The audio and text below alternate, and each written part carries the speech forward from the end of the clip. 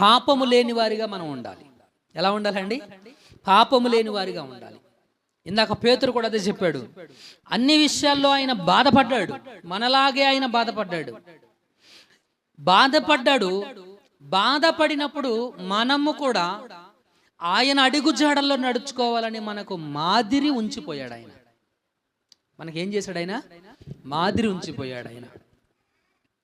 గమనించాల్సినటువంటి విషయం. కింద వచ్చిన వాళ్ళు అంటాడు పేతురు పత్రికలో, ఆయన పాపము చెయ్యలేదు. ఏం చేయలేదండి? ఆయన పాపము చెయ్యలేదు. ఆయన నోట ఏ కపటమును కనబడలేదు. ఆయన నోట్లో ఏం కనపడలేదు? ఏ కపటమును ఆయన నోట కనబడలేదు. ఆయన నోట ఏ కపటమును